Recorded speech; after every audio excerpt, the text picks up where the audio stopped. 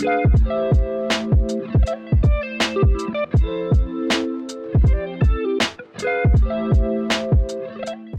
you all! Today we're going to crochet some socks together, but first let me tell you the backstory. So for Christmas I was looking for a sock tutorial to make a pair for my dad. I tried out several tutorials and even finished one. However, I was never 100% happy with the results. Either the socks didn't fit properly, the shape looked super weird, or I couldn't figure out how to adjust the size because the introductions weren't explained clearly. In the end, I came up with my own sock pattern and I'm super happy with the result. And that's why I wanted to share it with you here in this tutorial. I promise you a pair of socks with a perfect fit, no weird bulging or extra fabric, unless that's the look you're going for. The socks will look clean with no strange seams or visible joints. However, in this tutorial you will need to measure the sock and try it on repeatedly throughout the crocheting process. So if you're planning to make this sock as a surprise gift, this might be a bit tricky since the sock needs to be tried on and adjust to ensure the perfect fit. But now let's get started! For this project you will need some sock yarn, the appropriately sized hook for the yarn, and optionally a hook that's 1 mm smaller. You will also need a measuring tape, something to mark your stitches, scissors, and a darning needle. For the yarn I used sock yarn and the packaging recommend using a crochet hook size of 2.5 to 3 mm. That's why I'm working with a 3 mm hook. In addition to the main hook, you might also need a hook that's about 1 mm smaller than your main hook. Since we're working with sock yarn, the material is stretchy, so we will need to account for some stretch variables during the process. For this project, stitch markers are absolutely essential. Since I don't have commercial stitch markers, I'm using safety pins here. You can use whatever works for you as long as you can mark your stitches. Okay, here you can see the shape of the sock we're aiming for. It's made up of 9 sections, which we will assign letters to for better clarity throughout the tutorial. The front toe section is AB. We will call it AB so it's easier for you to follow both the written pattern and this tutorial. The front middle section is C, and the back foot and heel are divided in 3 sections, D, E, and F. There's a transition part between the heel and the ankle, which is G, and the section up to the ankle is H. Then we have the upper foot section I, and finally the border is J. I know this might sound like a lot and a bit complex, but trust me, it's actually really simple. Before we start crocheting, you will first need to measure the front toe area with a measuring tape. This will be the measuring for AB. Since I'm making these socks for my boyfriend, I will use him as my model. By the way, his shoe size is 44 in EU sizing, which corresponds to a UK size 9.5 or US size 10. Make sure to wrap the measuring tape around the toes. My boyfriend's toe circumference is 20 cm. To get the diameter, divide this by 2, which gives us 10 cm. Alright, let's get started with crocheting. First, we will make a magic ring for the AB part here.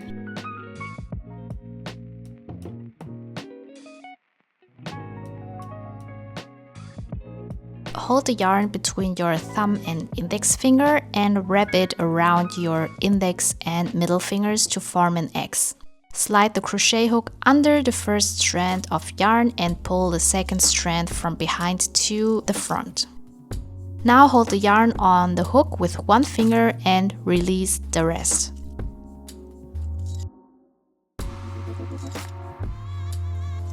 Yarn over and pull through the loop. That's your magic ring. Make sure that the loose end is on the side where you're working, so in my case on the left side. Now make 8 single crochets into the magic ring. Insert the hook into the magic ring, yarn over, and pull through the loop. Make sure to keep the loops loose so it's easier to see the stitches in the second row.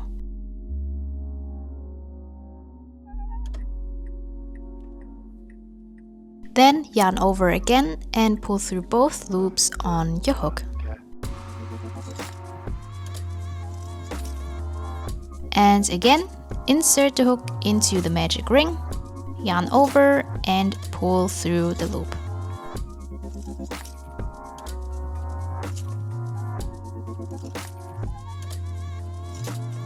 Then yarn over again and pull through both loops on your hook.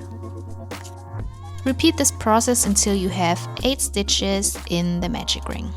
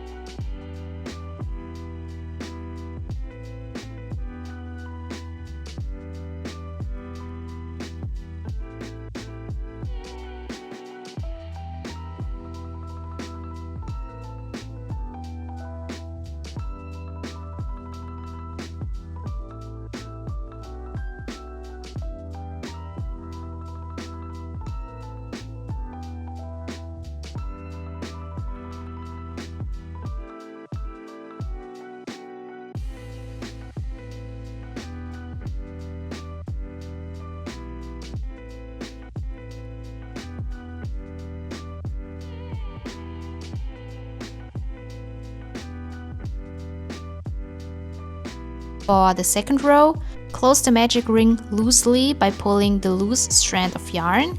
This will make it easier to work into the second row, but don't close it all the way. Now for row 2, we are doing increases. First, make a single crochet into the full V of the first stitch.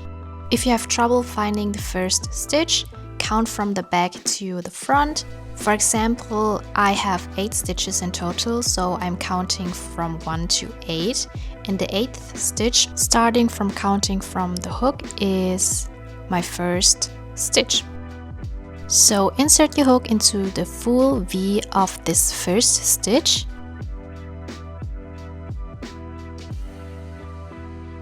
Yarn over, pull up a loop, yarn over again, and pull through both loops on your hook. Then mark that stitch since it's the starting point of the row.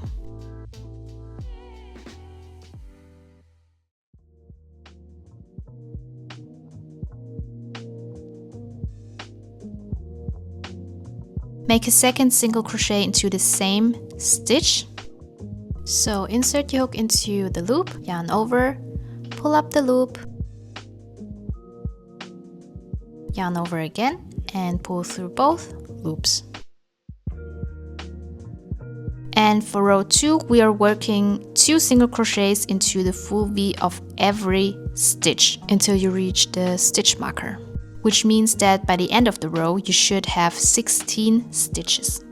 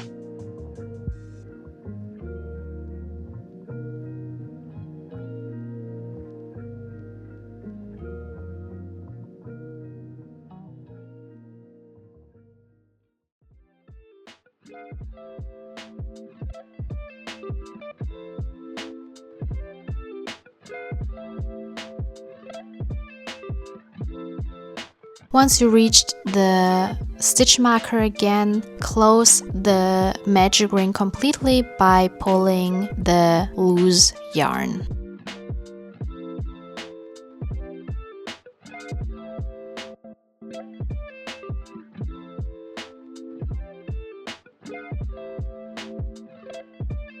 For row 3, we are working single crochets into the full V of each stitch. Don't forget to move your stitch marker into the next row. So remove the stitch marker, make a single crochet into that very first stitch, and mark this stitch again as the starting point.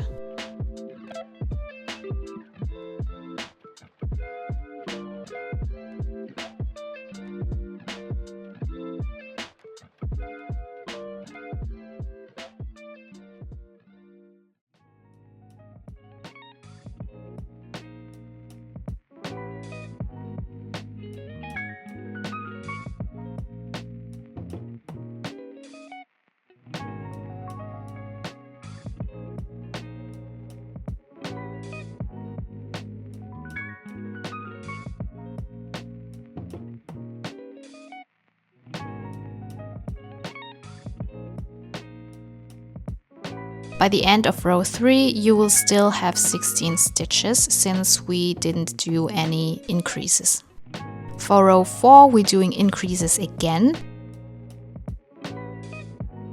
Start with a single crochet into the full V of the first stitch.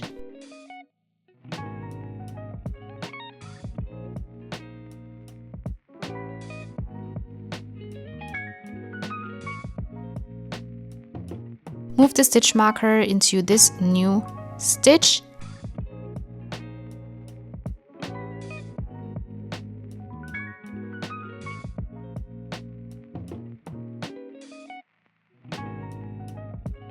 Then make a second single crochet into the same stitch. Unlike row 2, we are now increasing with one stitch space in between. Since we just add an increase in stitch 1, we will only make one single crochet into the second stitch.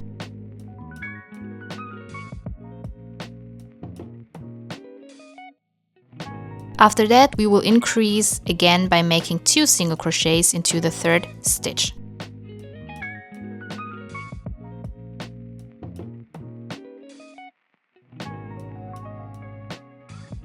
Then make 1 single crochet into the fourth stitch, and so on until you reach the end of the row.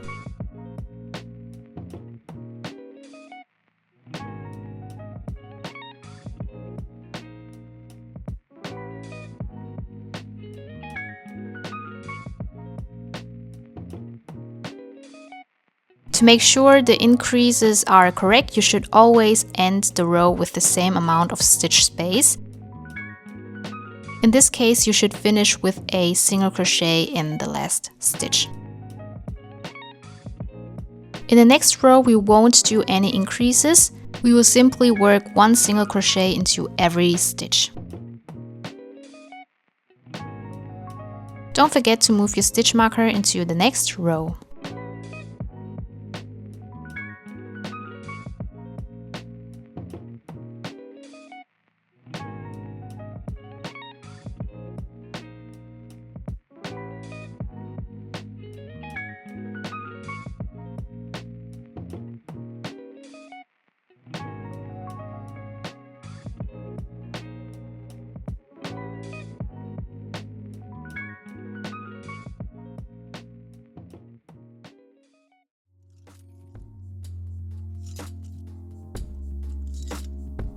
To make everything easier for you, here's a list of all the rows, indicating whether they require increases, how much stitch space there should be between increases, and how many stitches you should have at the end of each row.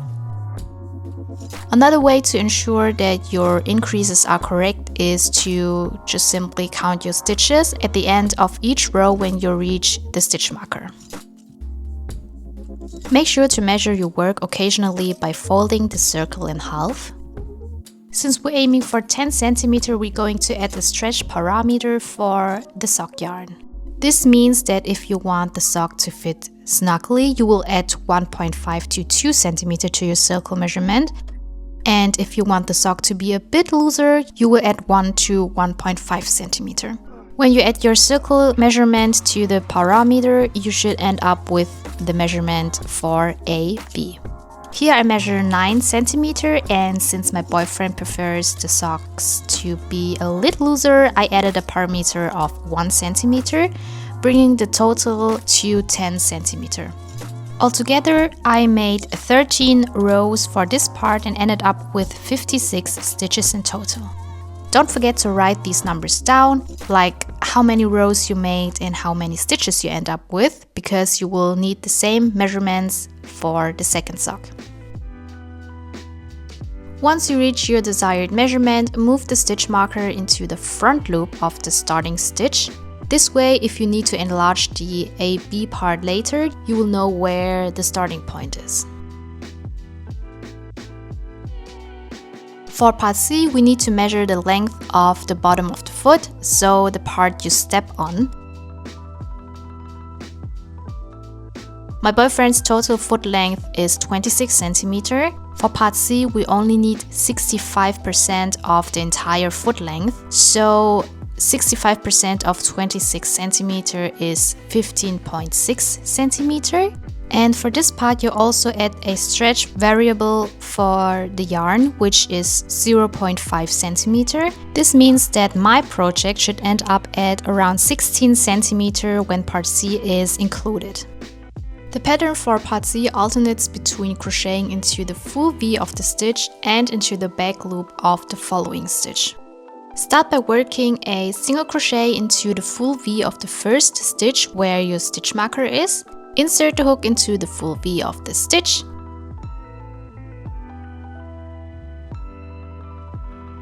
Yarn over, pull up a loop, yarn over again, and pull through both loops on the hook. As I mentioned, leave the first stitch marker in place and use another stitch marker to mark this first stitch in the row.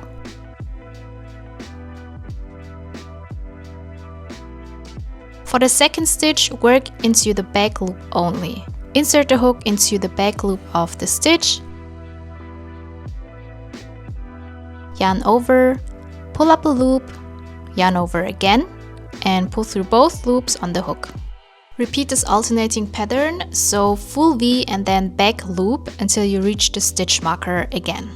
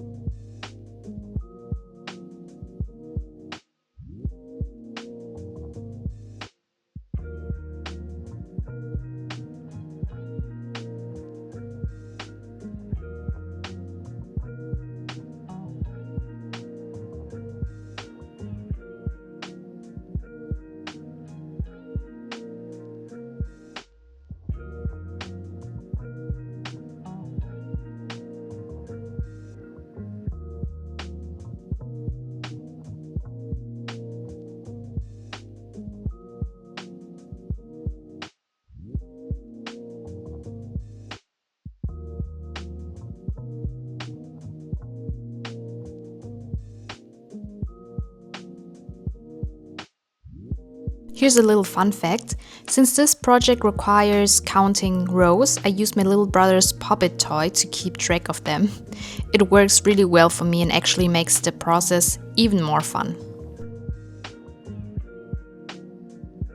Here I'm starting with row 9 and you can see already the pattern forming. Everywhere you work a single crochet into the full V, you will see a vertical pattern, whereas working into the back loop only creates a horizontal dashed pattern. Over time you will be able to tell if your stitches are correct by following the pattern. Continue working row by row like this and don't forget to move the stitch marker into every new row until you reach the measurement for part C.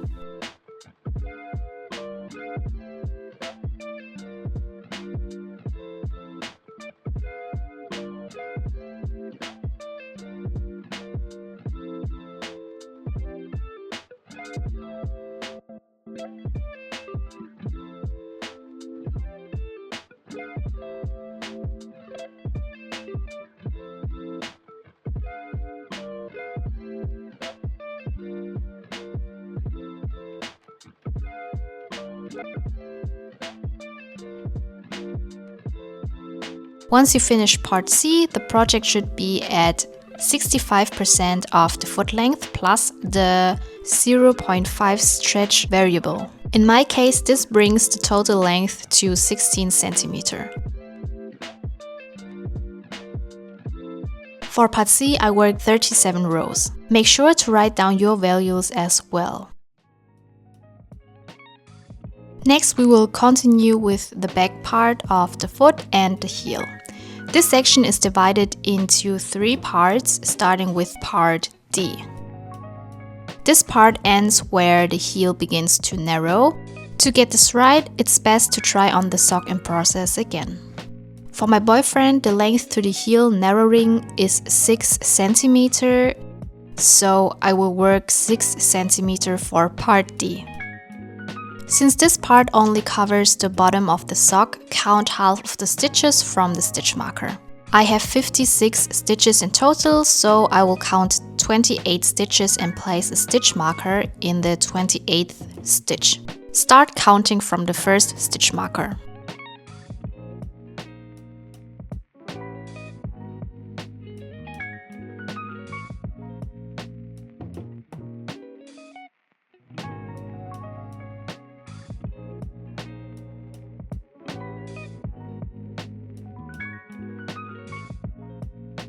For this section, we will be working with new yarn. Here's what we will do. I recommend placing a stitch marker in the loosened yarn loop to prevent it from slipping out during the process, since we won't be working with this yarn for now. It can happen that the yarn slips out and you might not notice until later. This way you can avoid that issue.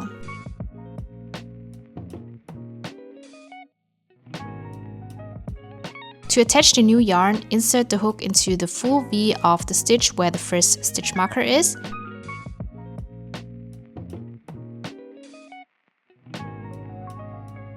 Hold the loose end of the new yarn in place.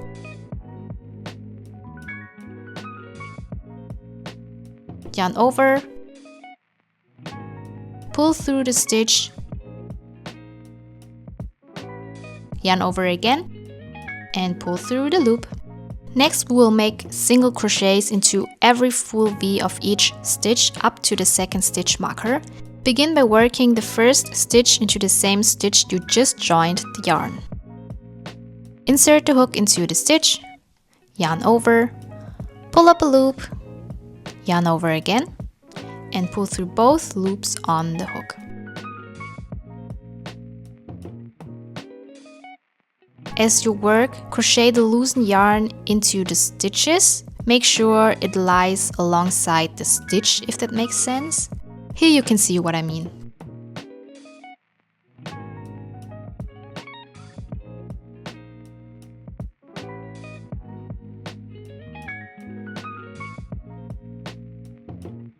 I recommend counting your stitches to ensure the correct amount.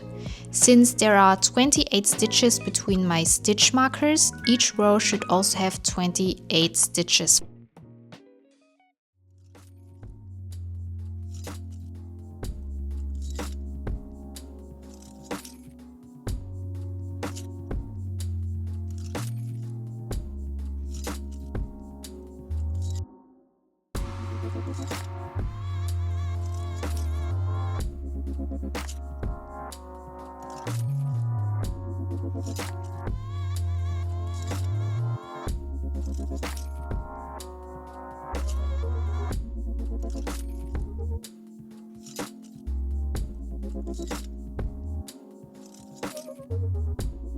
At the end of the row, chain 1 as a turning chain and turn your work.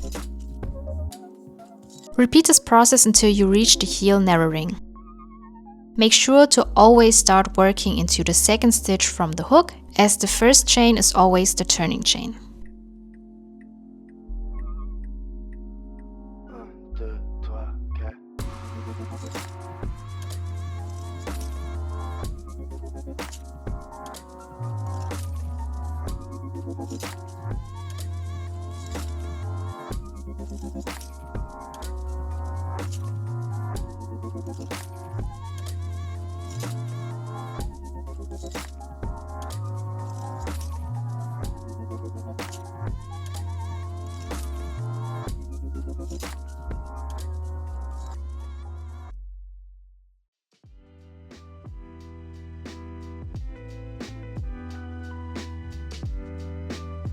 For this section, I worked 20 rows, which measured exactly 6 cm as I had calculated. Don't forget to write down how many rows you worked for this part.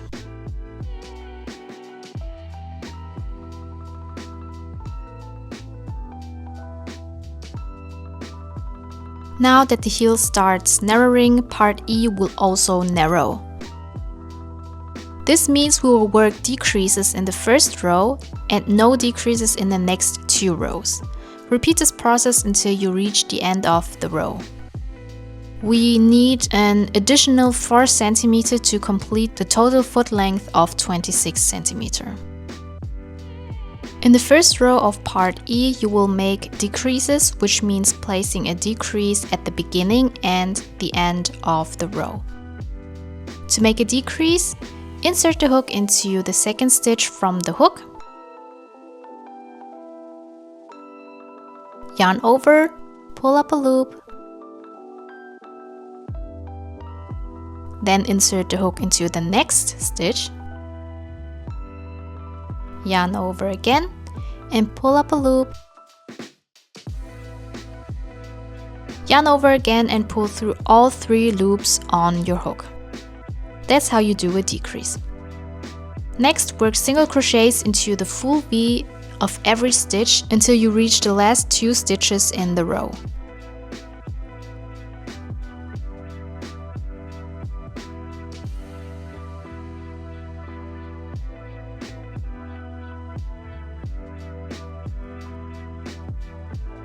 When you have 2 stitches left, make another decrease. So insert the hook into the stitch, yarn over and pull up a loop, then insert the hook into the last stitch, yarn over, pull up a loop, then yarn over again and pull through all 3 loops on your hook. At the end of the row, chain 1 as a turning chain and turn your work. For the next 2 rows, work without decreases. This means make 1 single crochet into the full V of every stitch in each row. At the end of each row, chain 1 as a turning chain and turn your work.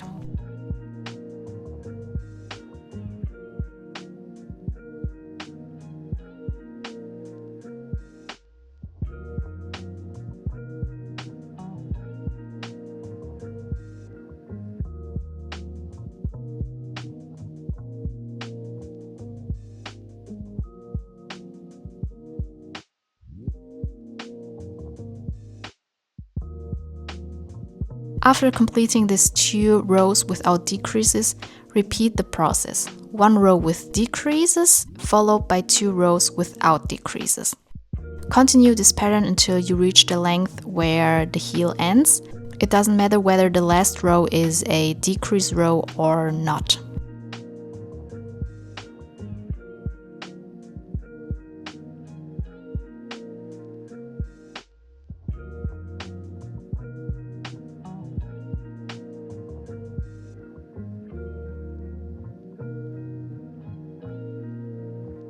Measure again to check if the length is correct.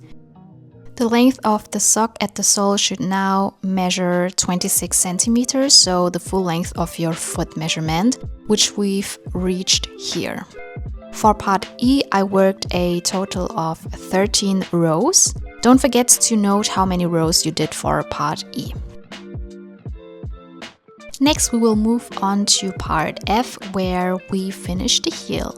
To complete this part, you will work 4 rows of decreases. However, it's essential that the final decrease row for part F leaves at least 6 stitches. If you notice, for example, during the second decrease row that you already have 6 stitches remaining, you can stop decreasing at that point. In my case, I need to work 4 decrease rows. Let me demonstrate the process for the first now. We will again place decreases at the beginning and end of the row. To do a decrease, insert the hook into the second stitch from the hook, yarn over, pull through the loop, then insert the hook into the next stitch, yarn over again and pull through the loop. Now yarn over again and pull through all 3 loops on your hook. That's your decrease. Now you're working single crochets into the full V of every stitch until you reach the last 2 stitches in the row. When only 2 stitches remain, make another decrease.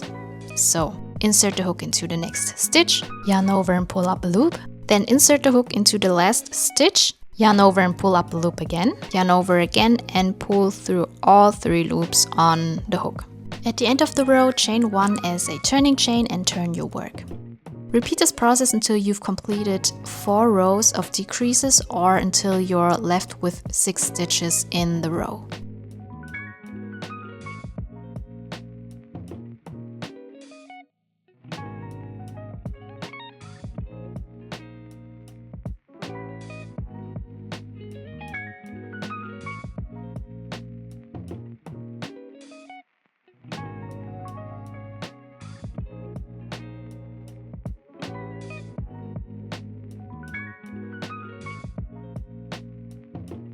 If you're making very small socks and already have 6 or fewer stitches after part E, you can skip the decreases in part F entirely and moving straight to finishing part F, which I will show you now.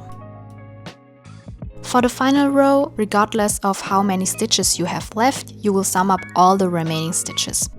To do this, insert your hook into the second stitch from the loop, yarn over and pull up a loop.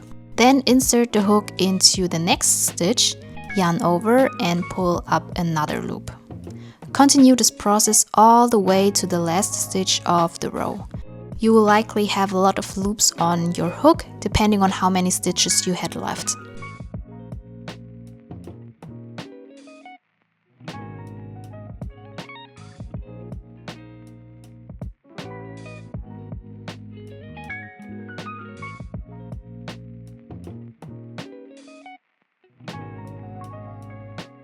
Once you've added all the loops on your hook, yarn over and pull through all loops on the hook to close it off. I know this might be a bit tricky, but be patient and you can also work slowly into each loop.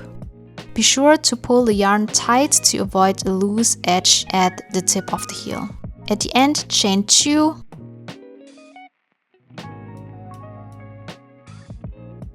cut the yarn and pull the loose end through to secure it.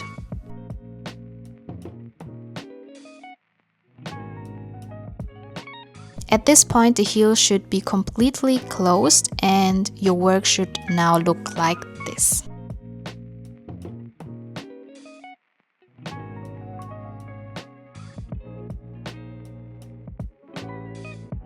Now we move on to part G, where we connect the lower part of the foot with the upper part. This section should be around 1 cm high.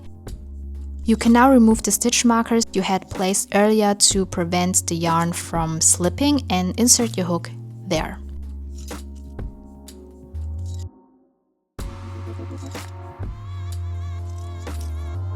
First, we will work single crochets into the flat part of the foot.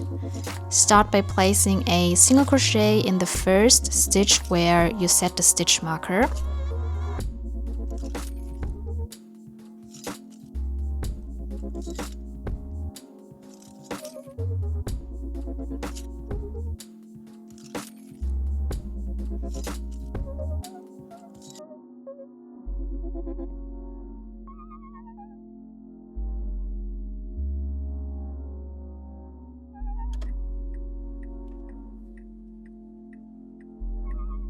Then continue single crochet along the flat part, following the rows until you reach the tip.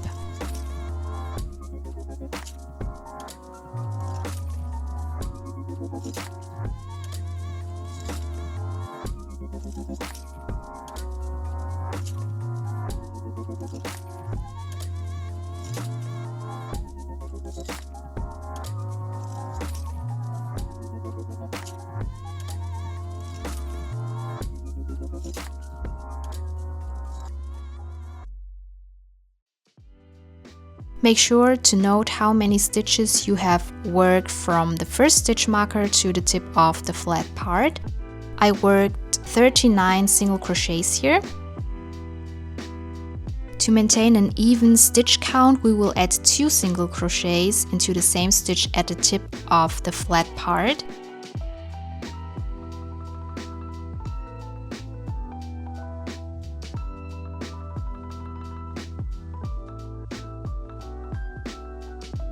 From there, continue working single crochets until you reach the second stitch marker. Since I had 39 stitches on one side, I should also have 39 stitches on this side. Just like I showed you when connecting the new yarn and working in the loose end, you can use the same technique for this loose yarn as well.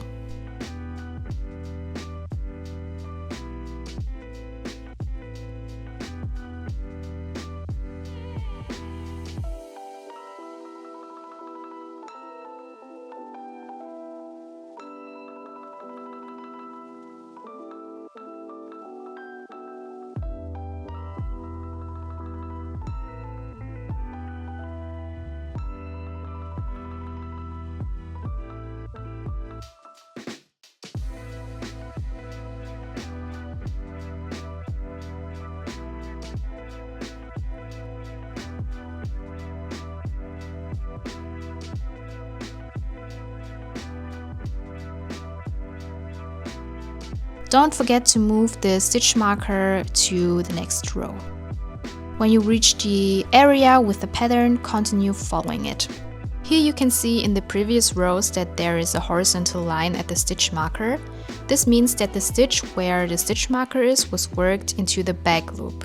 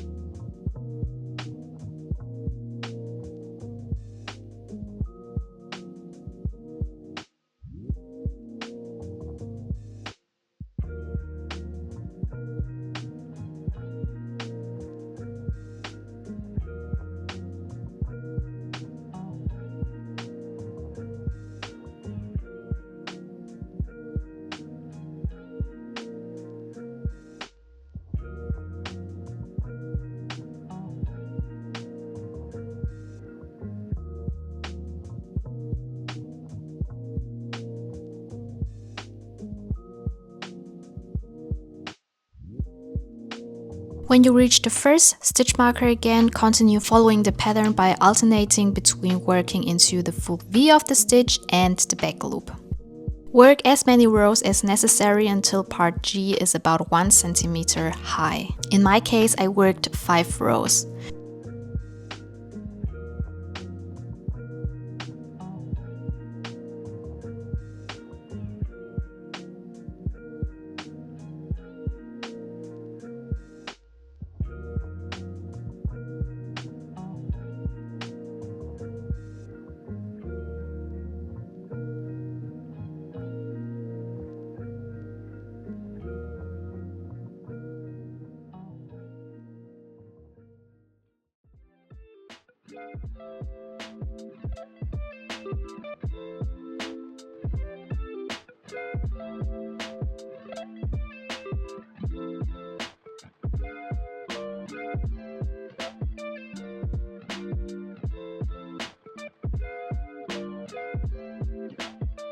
As always, be sure to note how many rows you worked for part G.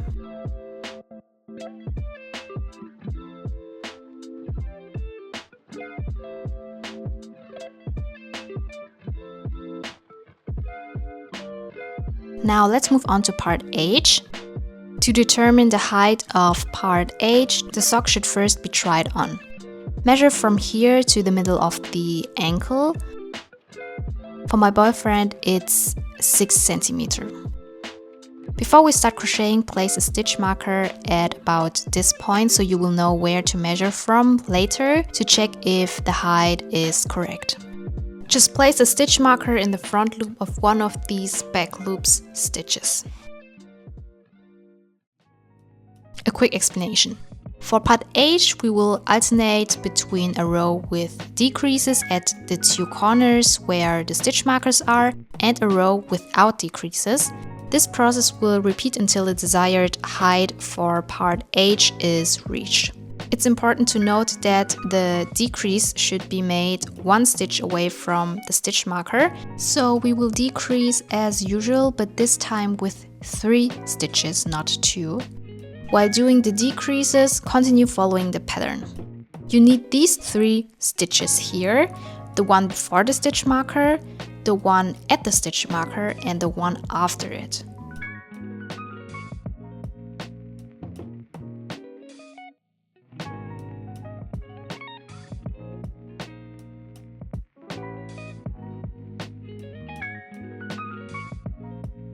So now remove the stitch marker first.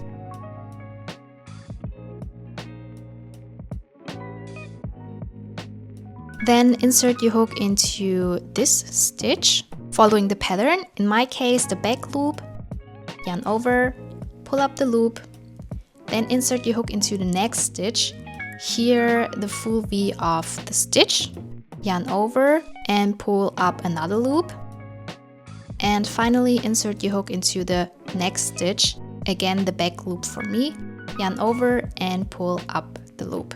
Now with 4 loops on your hook, yarn over and pull through all the loops on your hook to complete the decrease. After completing the decrease, place the stitch marker in this stitch.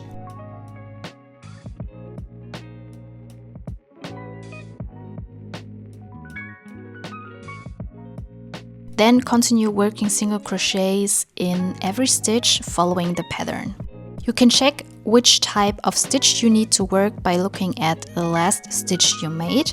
So since my last stitch was working into the back loop, my next stitch is going to work into the full V of the stitch.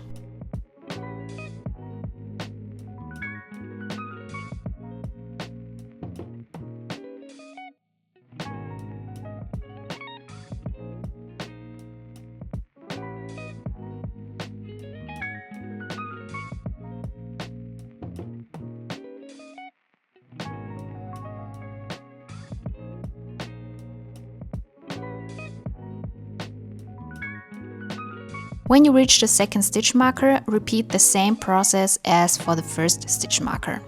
Make a decrease with these 3 stitches, the one before the stitch marker, the one at the stitch marker, and the one after the stitch marker. Don't forget to remove the stitch marker and place it in a new stitch after the decrease.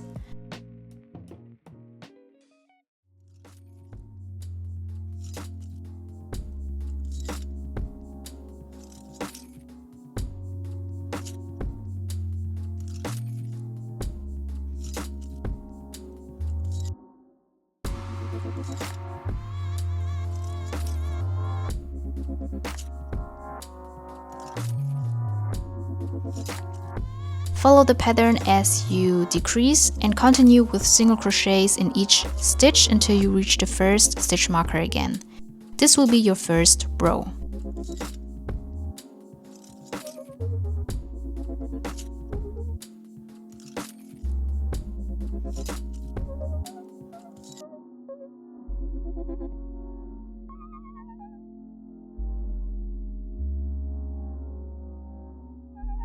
For the second row, don't decrease. Instead, continue as you did for part G, making 1 single crochet in each stitch following the pattern.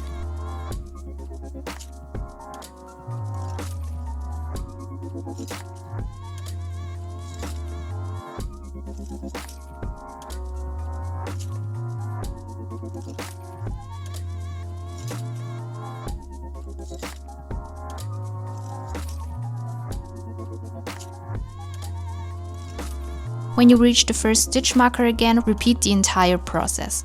Alternate between these 2 rows until you reach the desired height for part H. To reach my length of 6 cm, I worked a total of 19 rows.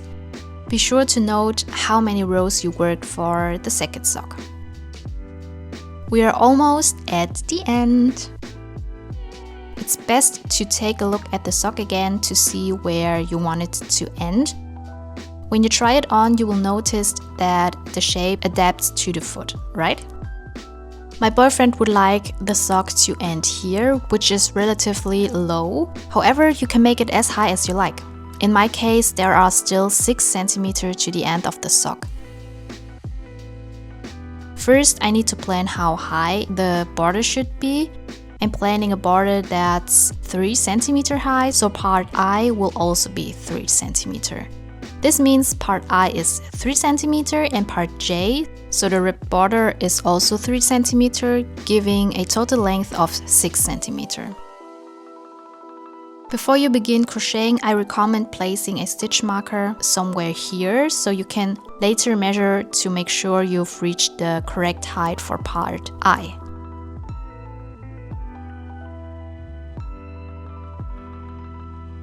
Since we are no longer making decreases from this point on, you can remove the second stitch marker.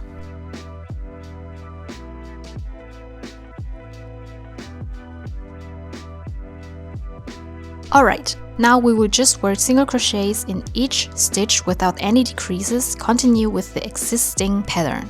You already know how to do this, so keep working until you reach the desired height for part I.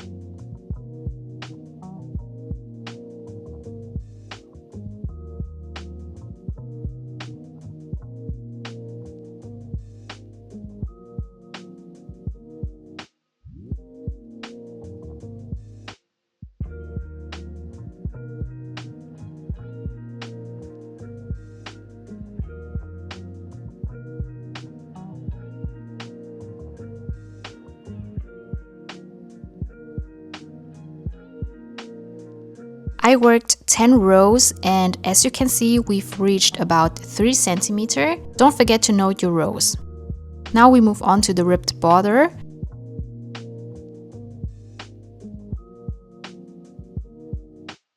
First, a little update. Here's how the sock looks when worn. I know it's still a bit loose. If it's the same for you, I have a tip on how to crochet the ribbed border tighter. For part G, instead of using your usual hook size, use a crochet hook that's 1 mm smaller. This will make the stitches smaller and pull everything together more tightly. For example, since I'm using a 3 mm hook, I can use a 2 mm hook for a tighter border. However, it might also be the case that your sock ends higher up. In that case, the wide should be fine since the ankle is thinner than the upper leg. If that's the case, you can use the same hook size for the border. Since my boyfriend prefers the border to be a bit looser, I will continue with the same crochet hook size, but you can do whatever suits your preference.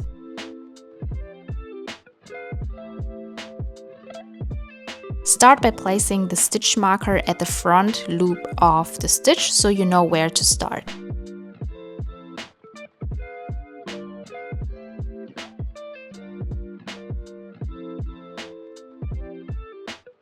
First, make a slip stitch into the stitch where the stitch marker is. To do this, insert the hook into the full V of the stitch, yarn over, and pull through both loops.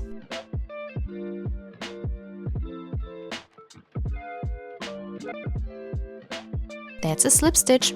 Next, crochet as many chains as you need for the height of your ribbed border.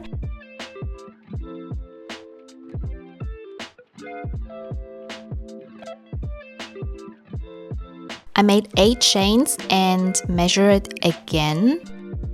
As we can see, it's about 3 cm, which I've planned for part J as well. Then make 1 chain as a turning chain. Work single crochets into every stitch until you reach the end.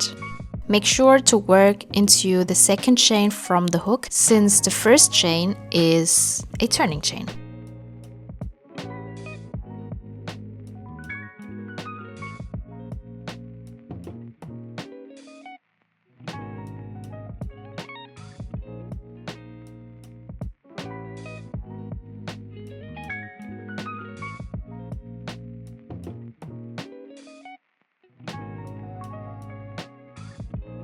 I also recommend counting your stitches in each row to make sure you don't miss any stitches or add too many. Since I started with 8 chains, I should have 8 stitches in the second row as well.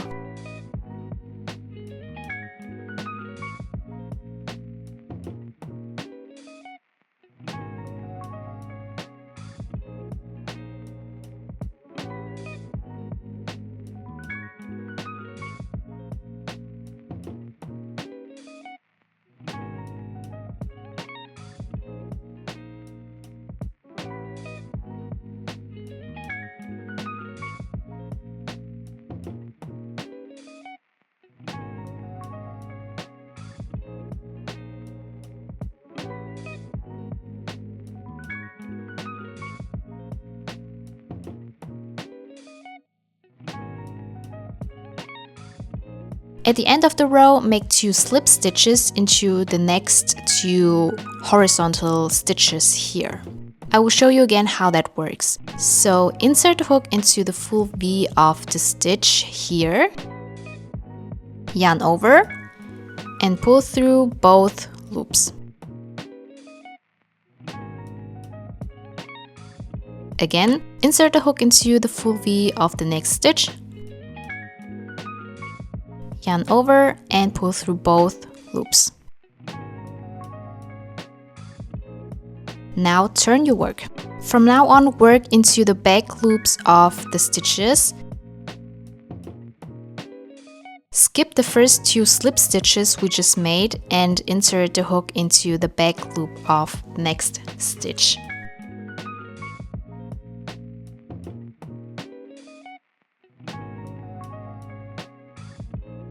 Yarn over, pull up the loop, yarn over again, and pull through both loops on your hook. Repeat this until you reach the last stitch in the row.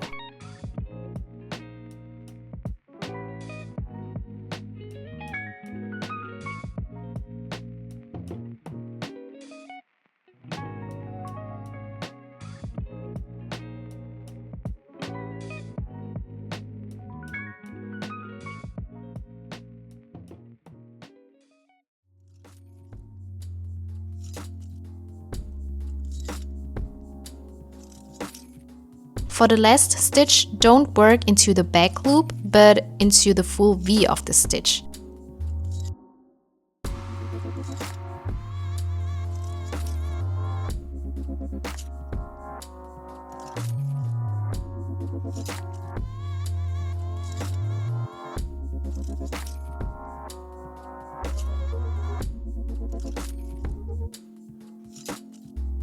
At the end, chain 1 as a turning chain.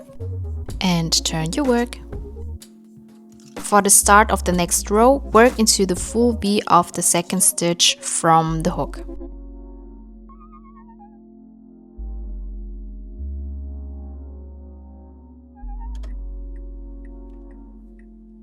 After that, continue working into the back loops of the remaining stitches until you reach the end. Don't forget to count your stitches to stay on track.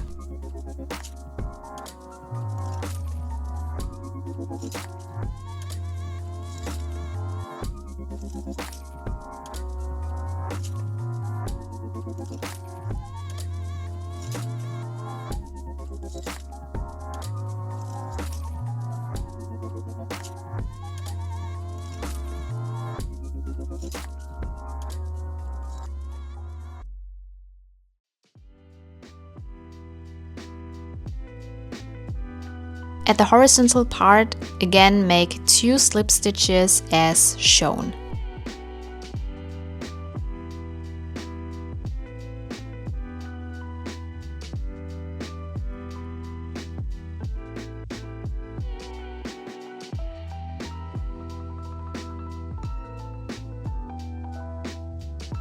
Repeat this process until you've worked through the last 2 horizontal stitches.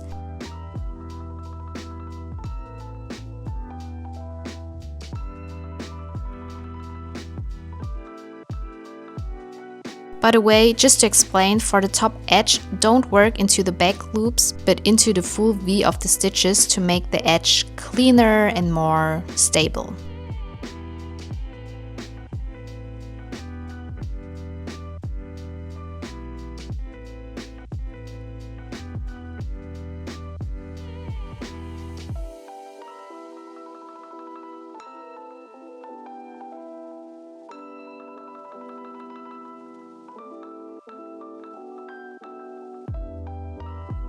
When you reach the end of the row, make 2 slip stitches in the last 2 horizontal stitches.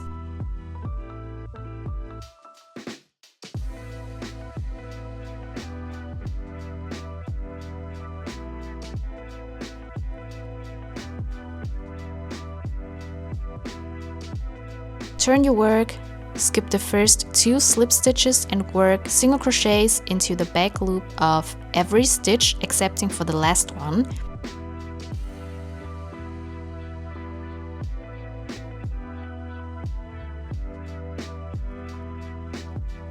For the last stitch, work into the full V, then chain 1 and turn your work. To close this gap, first insert the hook into the full V of the first stitch as usual, then insert it into the same stitch on the other side. If you have trouble finding the stitch on the other side, you can count up from below. So since I have 8 stitches in total, I start counting from the bottom to the top, and then I know where the first stitch is.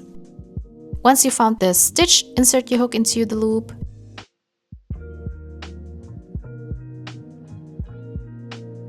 Yarn over and do a slip stitch by pulling the yarn through all loops on the hook.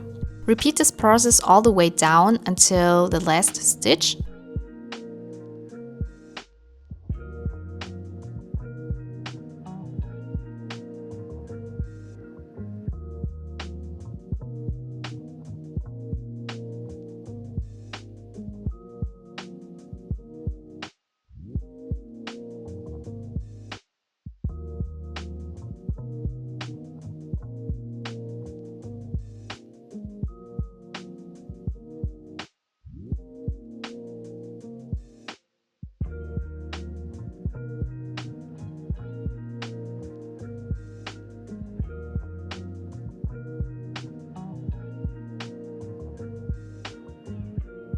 Once you reach the last stitch, finish with 1 chain, cut the yarn and pull it tight.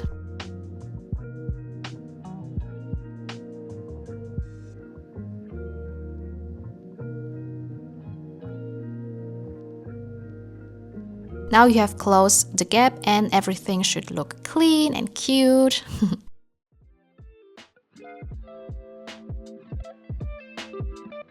Now you can remove all the stitch markers.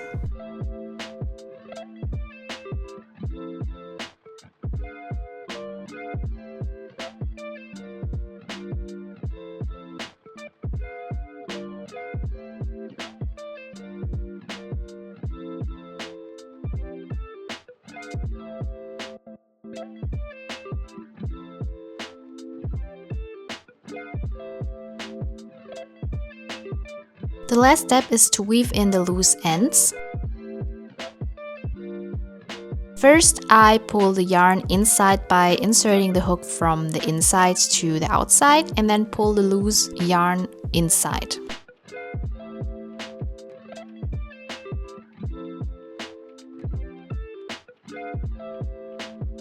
Now use the darning needle to finish things up.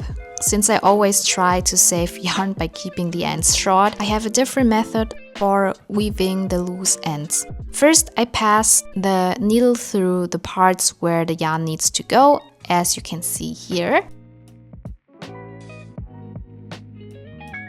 Then I thread the yarn through the needle and pull it through.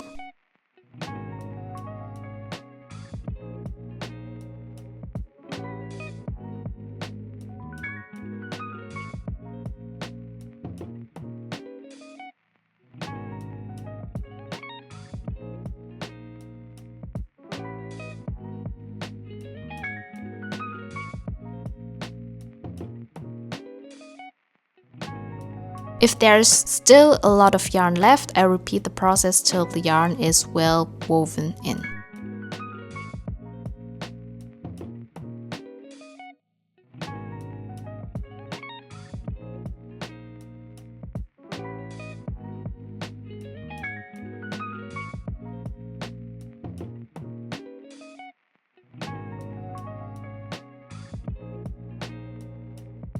You can also do this with the yarn from the beginning if you like.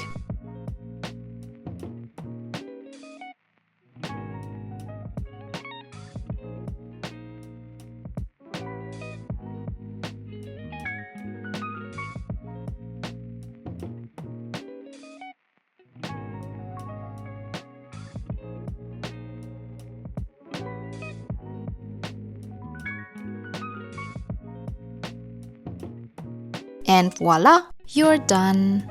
Of course, you still need to make a second sock to complete your pair, so just repeat all the steps for the second one.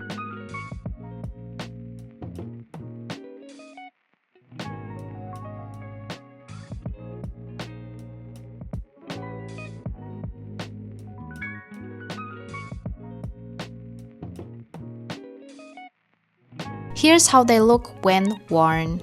Since my boyfriend prefers the border to be a bit looser, it turned out a little looser at the top.